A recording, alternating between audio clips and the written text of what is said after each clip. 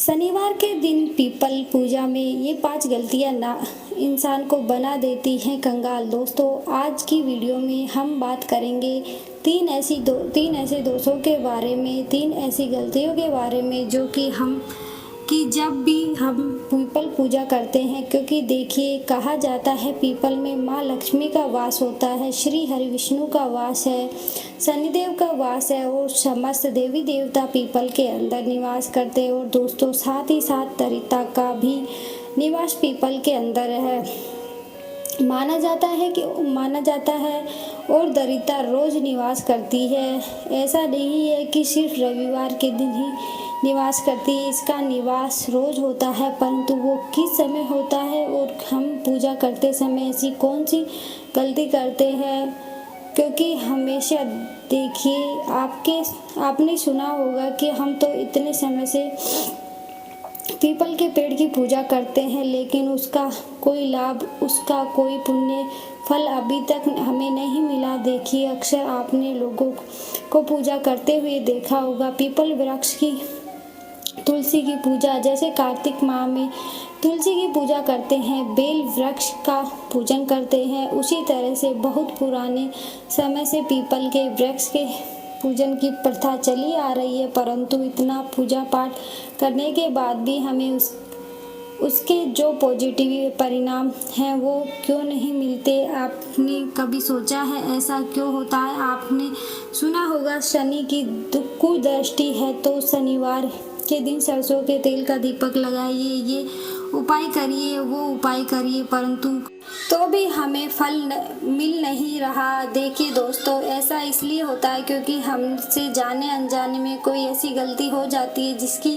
वजह से हमारा पूजा का और या कोई उपाय का आपको फल नहीं मिल पाता। शास्त्रों में हर पूजा की, हर उपाय को, हर टोटके को करने का सही तरीका बताया गया है। आज हम आपसे शास्त्रों के अनुसार पीपल के बारे में ये 3 चीज़ें शेयर करेंगे कि क्या दोष आपको, क्या गलतियाँ नहीं करनी चाहिए। तो वीडियो के अंत तक बने रहे और ध्यान से सुने ताकि अगली बार से पीपल के पेड़ की पूजा करते वक्त आप ये गलतियाँ दोबारा ना दोहराएं। दोस्तों, सबसे पहली गलती ये है कि अक्सर लोग कहते हैं, अगर आप भी यही गलती करते हैं तो ध्यान रखिए अब से इन बातों का, क्योंकि इसकी वजह से आपके घर में दरिद्रता और गरीबी का वास हो सकता है। दोस्तों, सबसे पहली गलती जो लोग अक्सर करते हैं वो यह है कि सवेरे सवेरे कुछ लोगों की आदत होती है जल्दी सुबह उठकर 5 बजे ही घंटी बजाना प्रारंभ हो जाता है। और तो सूर्य उदय होने से पहले कभी भी सूर्य के जल अर्पित नहीं किया जाता। जब तक सूर्य की किरणें ना निकले, सूर्योदय ना हो जाए, तब तक आप पीपल के वृक्ष के जल अर्पित ना करें, क्योंकि सूर्योदय से पहले उस वृक्ष के अंदर यानी पीपल वृक्ष में दरिद्रता का वास माना जाता है। तो सबसे पहली गलती जो अक्सर लोग जल्दबाजी में यही करते हैं। नंबर 2, दूसरी चीज आप सभी को पता होगी, वनस्पति शास्त्र में मूर्ति पूजन से ज्यादा जो वर्णन बतलाया गया वो बताया गया वनस्पति पूजन का। और भगवत गीता में श्री कृष्ण जी ने हमेशा कहा है कि जो महीने हैं उनमें अग्रहण मास हूँ और जो वृक्ष है उनके अंदर मैं पीपल हूँ, यानी पीपल का दर्शन करना साक्षात श्री कृष्ण जी के दर्शन करना है। श्री कृष्ण जी के दर्शन करना है तो देखिए, जब भी आप, क्योंकि कुछ लोग विशेष तौर पर शनिवार के दिन ही पीपल का पूजन करते हैं, तो कुछ लोग रोजाना पूजन करते हैं। तो दर्शन करना अर्थात पीपल के दर्शन करना मतलब श्री कृष्ण जी के दर्शन करना। और जब भी आप पीपल के जल अर्पित करते हैं, तो वैसे तो कुछ लोग शनिवार के दिन ही करते हैं। जल अर्पित करने के बाद कुछ लोगों को आपने जरूर देखा होगा पीपल की जड़ में उन्हें दबाते हुए, थोड़ा सा जैसे हम भगवान के पैर दबाते हैं, ठीक उसी तरह से कुछ लोग पीपल की जड़ों को दबाते हैं। तो कुछ लोग उन्हें टच करके मतलब गले लगाते हैं। तो देखिए, हमेशा कहा जाता है कि जब भी आप तुलसी पूजन करें या किसी भी वृक्ष का पूजन करें तो उसे छुए जरूर, अपने हाथों से उसका तना छू सकते हैं जो भी आपके अंदर, क्योंकि इतनी वाइब्रेशन होती है आपके पूरे बॉडी में कि जब हाथ से उस वृक्ष को छूते हैं और अपने मन की मनोकामना कहते हैं, तो ऐसे कोई भी आपकी मनोकामना नहीं है जो भगवान पूर्ण ना करे। तो इसलिए जब भी तुलसी पूजन किया जाता है तो कहते हैं कि तुलसी को छूना जरूरत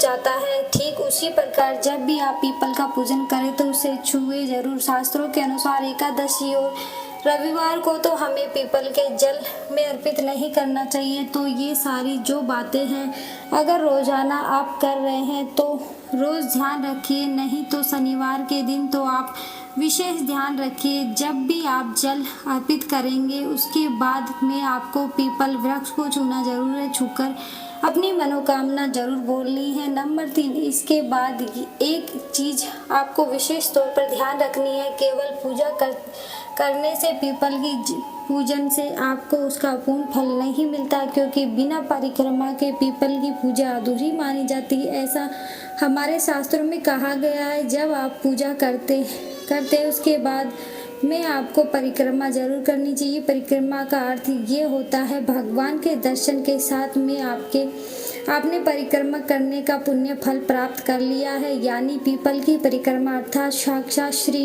विष्णु की परिक्रमा करना, जिससे माता लक्ष्मी तो आप पर प्रसन्न होंगी ही होंगी। साथ ही साथ यदि शनि की कुदृष्टि है तो शनि देव की कुदृष्टि भी आपसे दूर होगी। इसके बाद में आपको मोक्ष की प्राप्ति भी होगी। इसलिए कम से कम 7 परिक्रमा आप जरूर करिए। केवल पूजा करने से लाभ मिलता वही लाभ आपका आधा हो जाता। कितनी भी पूजा कर ले, लेकिन अगर आपने परिक्रमा नहीं की है तो आपको पूजा का पूर्ण लाभ नहीं मिलेगा।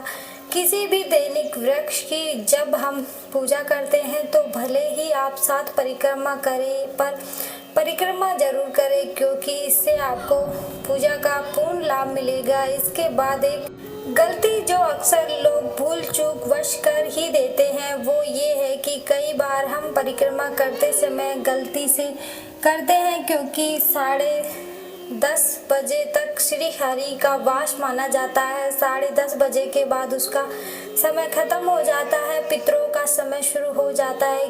तो कोशिश करिए 10:30 बजे से पहले ही पूजन कर लीजिए, जल अर्पित कर दीजिए और परिक्रमा कर लीजिए, क्योंकि उसके बाद पितरों का वास शुरू हो जाता है। इसके बाद में वृक्ष की परिक्रमा नहीं की जाती।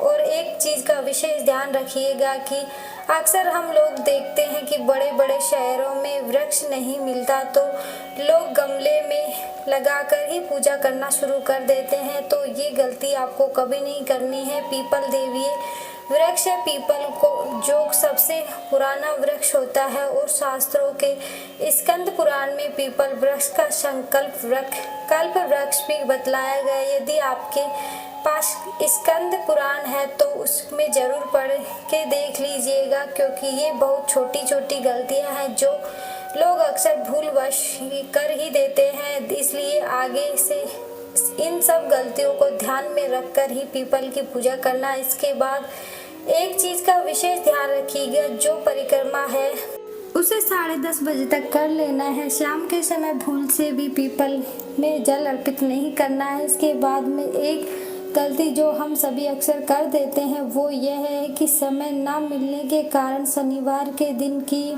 मैं बता रही हूँ आपको। वैसे तो रोजाना के लिए यह नियम नहीं है, परंतु शनिवार के दिन जो लोग विशेष पूजन अर्चना करते हैं उन्हें सुबह जब आप पूजा करके आते हैं, क्योंकि एक बार पूजा करने से आपको फल की प्राप्ति नहीं होती। सुबह पीपल में मीठा जल अर्पित किया जाता है। दूध के अंदर कुछ भी मिश्री बतासा जब जल मिलाकर आपको अर्पित करना होता है। इसके बाद में शाम को कच्चा दीपक लगाया जाता है। कच्चा दीपक अर्थात शास्त्रों में आटे के दीपक की महिमा बहुत ज़्यादा बतलाई गई है।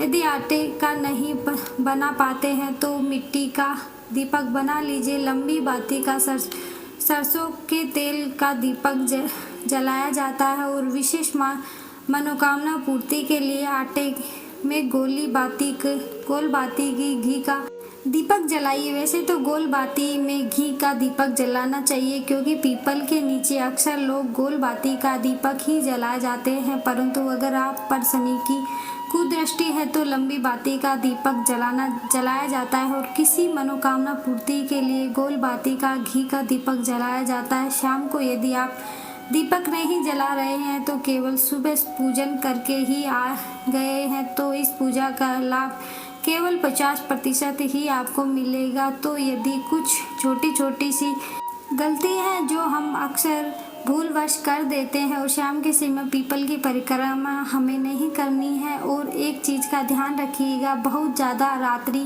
के बाद पीपल के वृक्ष के नीचे नहीं जाया जाता। मतलब आप बहुत 7:30 बजे 8 बजे तक बीच में पीपल का पूजन कर लीजिए, क्योंकि बहुत ज़्यादा रात्रि में दरिद्रता का वास बताया गया है। तो पीपल के नीचे बहुत ज़्यादा रात्रि में मत जाइएगा, और रविवार के दिन भी नहीं जाया जाता, और ना ही रविवार के दिन पीपल का पूजन किया जाता। तो ये कुछ छोटे छोटे से नियम थे जिनको अक्सर लोग जाने अनजाने भूलवश तो तोड़ दिया करते हैं। तो अब से इन नियमों का ध्यान में रखकर ही आप पीपल का पूजन करें, जिससे आपकी हर मनोकामना पूरी हो और आपके घर में हमेशा हमेशा माँ लक्ष्मी का वास बना रहे। तो दोस्तों, आज के लिए बस इतना ही। उम्मीद है आपको जानकारी अच्छी लगी होगी, तो वीडियो को एक लाइक करें, और ऐसी ही और जानकारी जानने के लिए चैनल को